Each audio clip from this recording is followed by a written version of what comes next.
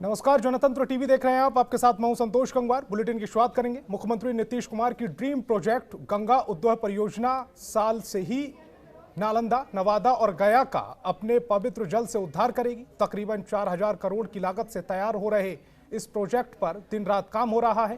तकनीक अधिकारियों की पूरी टीम और दक्ष मजदूरों की कड़ी मेहनत से ये परियोजना अपना मुकाम हासिल करने की राह पर है। इस परियोजना के तहत पाइपलाइन पर भी जोर शोर से काम चल रहा है। माना जा रहा है कि मोकामा प्रखंड के हाथीदह गांवों से गंगा नदी का पवित्र जल अब चंद माह में ही नालंदा, नवादा और गया तक पहुंच जाएगा। प्रोजेक्ट का काम पूरा होते ही गंगा नालंदा और धरती पर उतरकर एक नया इतिहास रच देगी। इस दिन को ऐतिहासिक मुकाम देने की हर कवायद परवान चढ़ रही है।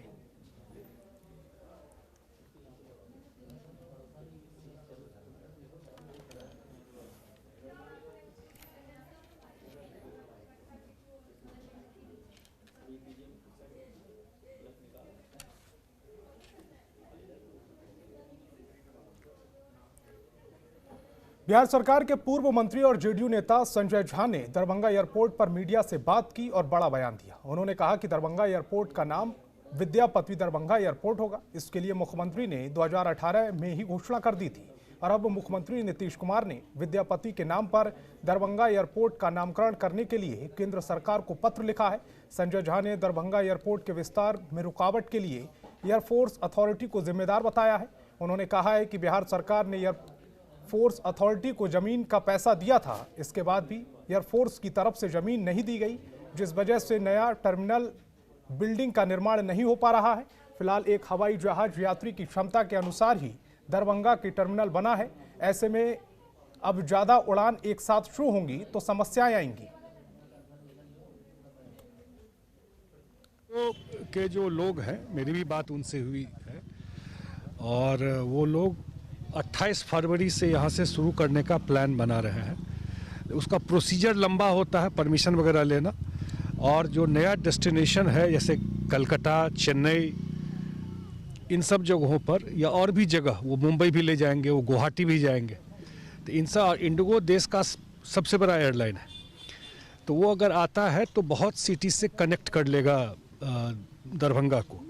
और अभी एक एयरलाइन है, जब तक 2-3 एयरलाइंस नहीं आएगा, कंपटीशन नहीं होगा, तो टिकट का रेट भी कम नहीं होगा। जब 2-3 एयरलाइन आएगा तो नया डेस्टिनेशन भी मिल जाएगा। तो फरवरी के लास्ट में या मार्च में ये शुरू हो जाएगा इंडिगो एयरलाइन का। एयर इंडिया आने का भी प्रोसेस शुरू हो गया है। तो आने वाले समय में दरभंगा एक मेजर एयरपोर्ट के रूप में इमर्ज कर रहा है। इसके अलावा यहाँ सबसे बड़ी जो 2-3 समस्या है, खास करके जो टर्मिनल बिल्डिंग अभी टेम्पररी है, उसका बढ़ाना। अभी एक ही प्लेन का पैसेंजर वहाँ रुक सकता है, तो वो बढ़े। तो वो भी मुख्यमंत्री जी ने भी बात की हरदीप सिंह पुरी जी से, कि वो, मैं भी मिला था उनसे, कि वो बिहार में बढ़ रही आपराधिक घटनाओं के कारण बिहार सरकार विपक्ष के निशाने पर है। राजधानी पटना में वीआईपी इलाके में इंडिगो एयरलाइंस के एयरपोर्ट मैनेजर रूपेश सिंह की हत्या के बाद विपक्ष ने बिहार सरकार और बिहार पुलिस के खिलाफ मोर्चा खोल दिया है। इस कड़ी में बिहार प्रदेश कांग्रेस कमेटी के अध्यक्ष मदन मोहन झा ने कहा है कि बिहार में बढ़ रहे अपराध के कारण आम लोगों का भरोसा बिहार सरकार से उठ गया है। वहीं उन्होंने कहा कि मुख्यमंत्री नीतीश कुमार को पत्रकार के सवाल पर न उलझकर प्रशासन पर ध्यान देना चाहिए। क्राइम कंट्रोल को लेकर सख्त कदम उठाने चाहिए।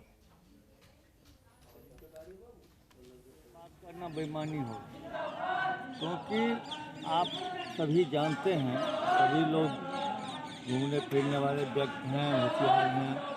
आप सभी जानते हैं कि बिहार में प्रशासन नाम की कोई चीज़ नहीं है, और जितने आपराधिक तत्व हैं वो इस बात को मान के चल रहे हैं कि कोई भी क्राइम में पकड़े नहीं जाएंगे। रुपेश सिंह का हत्या हुआ मुख्यमंत्री के घर से 1-1.5 किलोमीटर दूर। पूरा पुलिस महकमा 1 किलोमीटर पर है और आज तक उसका कोई सुराग नहीं मिल सका। बिहार विधान परिषद की 2 सीटों के लिए होने वाले उपचुनाव के लिए नामांकन दाखिल करने की आज अंतिम तारीख है। बीजेपी की ओर से सैयद शहनवाज हुसैन और वीआईपी के मुकेश सहनी ने पटना आयुक्त कार्यालय में आज नामांकन दाखिल किया। एनडीए उम्मीदवारों के नामांकन कार्यक्रम में मुख्यमंत्री नीतीश कुमार के साथ कई और बड़े नेता मौजूद रहे।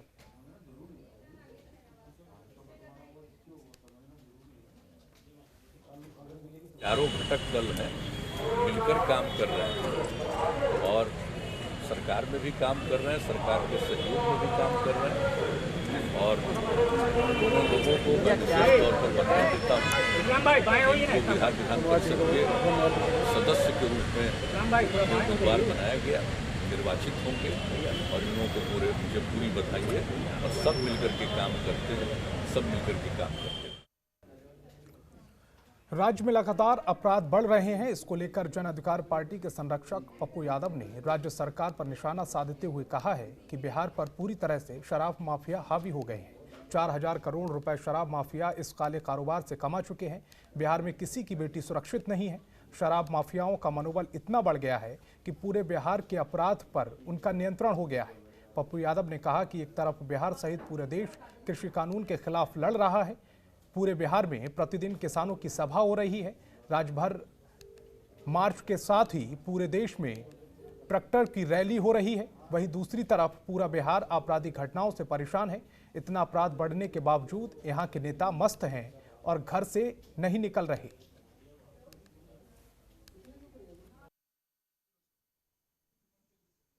शराब माफिया हॉबी हो चुका है। 4000 करोड़ रुपया शराब से लोग कमा चुके हैं। 4000 करोड़। किसी की बेटी सुरक्षित नहीं है सर। तरफ हम लड़ रहे हैं किसानों से डेली।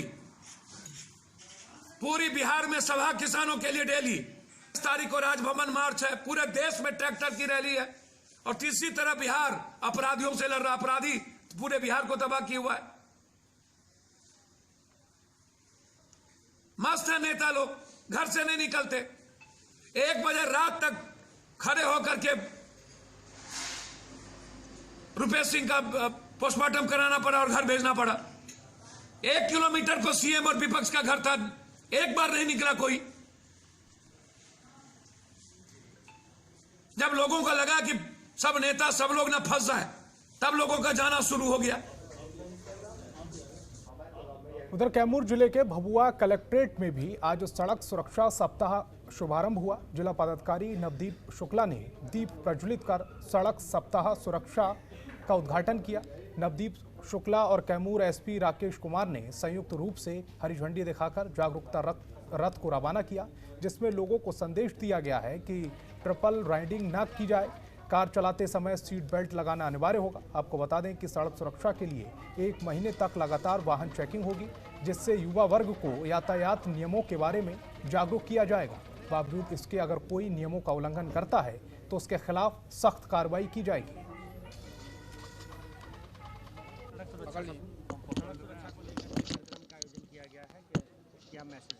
ये मीडिया के माध्यम से मैं कैमूर जिला अंतर्गत सभी सम्मानित निवासियों से ये अपील करता हूँ कि अपनी अवचेतना में हम सभी लोग जानते हैं कि हम कैसे कैसे छोटे छोटे उपायों से है कि हम लोग जो बहुमूल्य मानव जीवन है उसकी रक्षा कर सकते हैं। तो यह सिर्फ हमारा ज्ञान ना रहे, बल्कि हमारा जो व्यवहार है, हमारी जो अवचेतना है, उसमें भी बातें आएँ। और किस प्रकार है कि बहुत छोटी छोटी सावधानियाँ हैं जिनका ध्यान रखकर हम लोग अपने परिवार और अपने समाज के हितों की रक्षा कर सकते हैं। बिहार के औरंगाबाद में भी 32वां सड़क सुरक्षा सप्ताह मनाया गया। इस मौके पर औरंगाबाद के सांसद सुशील कुमार सिंह और जिला पदाधिकारी सौरभ जोरवाल सहित तमाम अधिकारियों ने दीप जलाकर सड़क सुरक्षा रथ फीता काटा और रथ को कलेक्ट्रेट से रवाना किया। इस दौरान औरंगाबाद सांसद सुशील कुमार सिंह ने जनता को संबोधित करते हुए कहा कि जिस प्रकार से सड़क दुर्घटना में आम लोगों की मौत हुई है वो बेहद दुर्भाग्यपूर्ण है। सड़क दुर्घटना को रोकने के लिए चेकिंग अभियान चलाने की आवश्यकता है। वहीं इस दौरान वाहन चालकों को यातायात नियमों की जानकारी दी। लोगों ने यातायात नियमों पालन करने को लेकर शपथ भी ली। देश के नागरिकों की जान को बचाना, उनकी जान को सुरक्षित करना है, क्योंकि आप ऐसा देखेंगे कि दुनिया में जितनी मौतें सड़क दुर्घटना में हिंदुस्तान में होती हैं उतना दुनिया के किसी भी देश में नहीं होता, और ये आंकड़ा दुनिया के अन्य देशों से बहुत ज़्यादा अधिक है।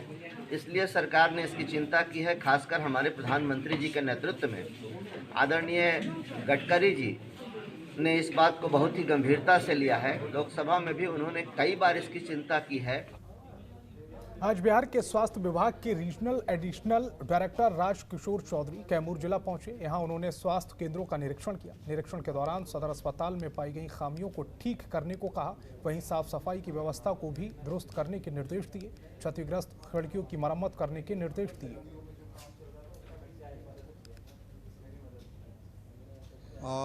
मैं regional deputy director, regional additional director Patna का।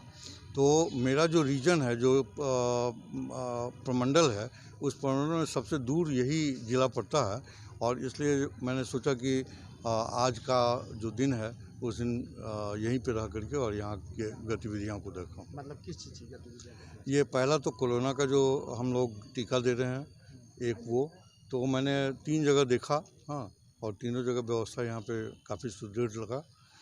तो ये इसका है और उसका अलावा जो है सो दूसरा जो देखना है वो है पूरे के पूरे अस्पताल की जो व्यवस्था है और उसके अगल बगल में जो गंदगी फंदगी वगैरह सब जितना अच्छी है सभी चीज़ को देखने के लिए आ गया।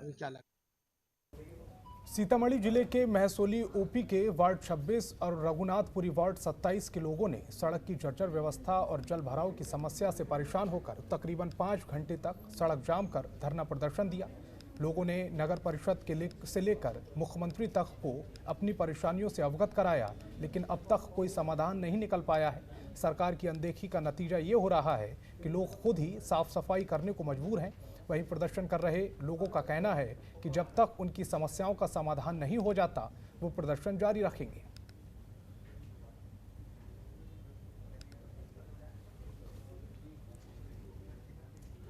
खबर बिहार के लखीसराय से है, जहां अखिल भारतीय खेत और ग्रामीण मजदूर सभा के प्रखंड कार्यालय चानन के सामने 1 दिवसीय धरना दिया।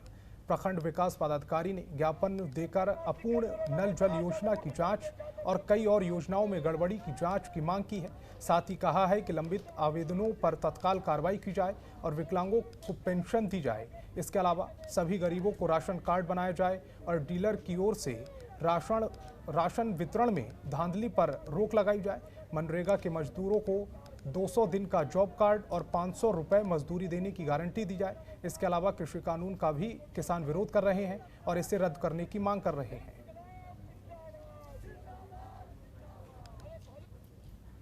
आज हम लोग चानन प्रखंड मुख्यालय पर राज्य स्तरीय कार्यक्रम के तहत धरना दे रहे हैं और धरना के माध्यम से हम मांग कर रहे हैं कि बासगीत जो बसे हुए गरीब लोग हैं इनको बासगीत पर्चा दिया जाए।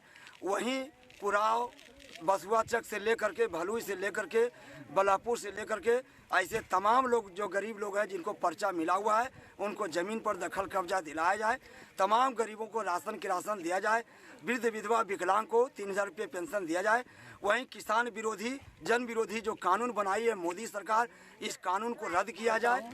इस धरना प्रदर्शन के माध्यम से यहाँ के तमाम पदाधिकारियों को आग्रह करना चाहता हूँ एवं आगाह करना चाहता हूँ कि ये जो बलापुर में 30/6/2020 को जो बास्केट पर्चा का ज़मीन मापने के लिए राजस्व कर्मचारी और अमीनों के द्वारा गया था, वहाँ हमारी सुकुमारी देवी हमारी पत्नी है, उसके साथ जो बदसलूकी के मारपीट हुआ है FIR कर दिया गया, लेकिन फिर भी आज तक उस पर कोई कार्रवाई नहीं हुई है। खबरों के निष्पक्ष विश्लेषण के लिए सब्सक्राइब करें Jantantra TV and press the bell icon. Never miss any update.